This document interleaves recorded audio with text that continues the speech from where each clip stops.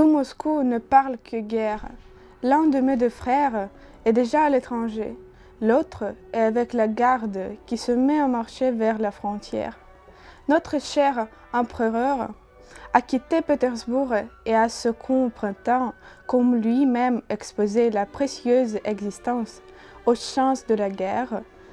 Dieu veuille que le monstre corsican qui détruit le repos de l'Europe soit terrassé par l'ange qui le Tout-Puissant, dans sa miséricorde, nous a donné pour souverain.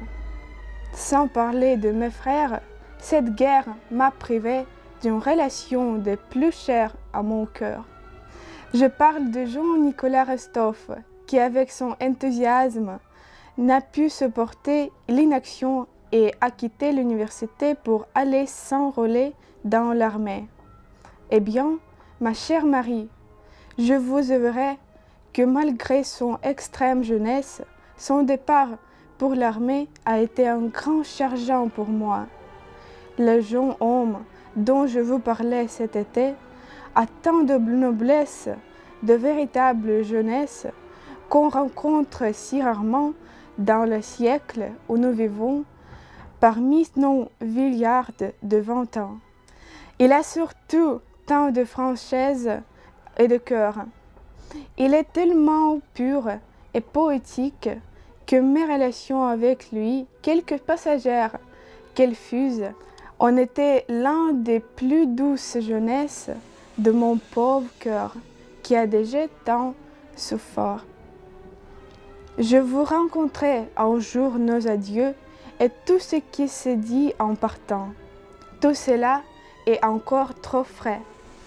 Ah, chère amie, vous êtes heureuse de ne pas connaître cette jeunesse et ces peines si poignants. Vous êtes heureuse puisque les dernières sont ordinairement les plus fortes.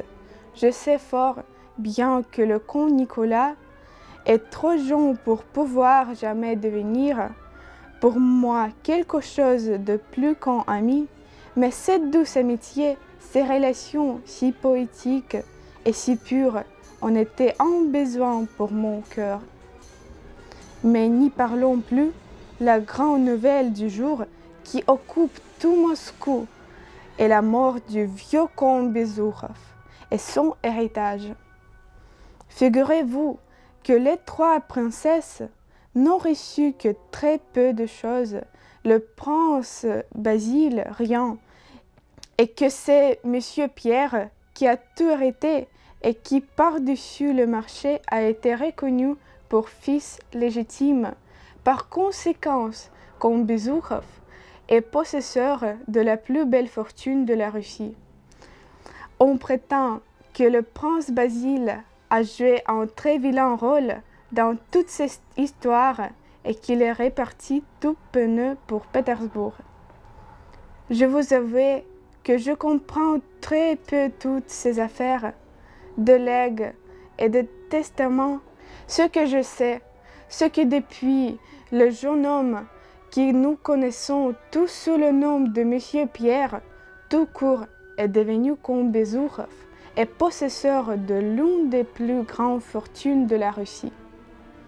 Je m'amuse fort à observer les chargements de ton et des manières des mamans accablées, des filles à marier et des demoiselles elles-mêmes à l'égard de ces individus qui, par paressesse, m'a paru toujours être un pauvre sire. Comme on s'amuse depuis 2 ans à me donner des promis que je connais par le plus souvent la chronique matrimoniale de Moscou me fait comtesse Bezourova.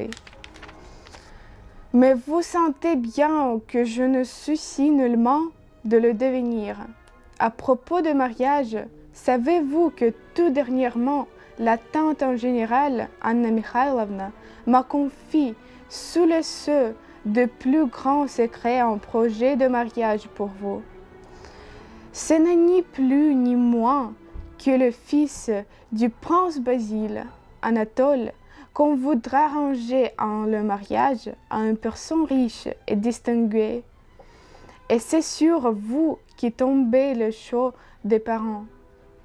Je ne sais comment vous envisagerez la chose, mais j'ai cru de mon devoir de vous en avertir.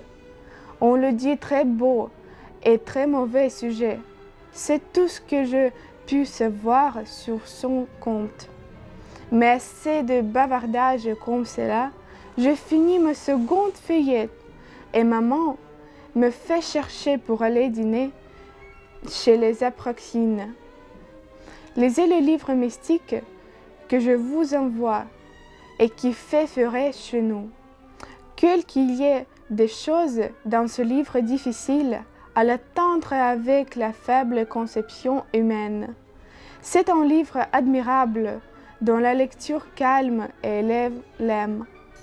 Ô Dieu, mes respects à Monsieur votre Père et mes compliments à Mademoiselle Bourienne. Je vous embrasse comme je vous aime. Post-scriptum, donnez-moi des nouvelles de votre frère et de sa charmante petite femme.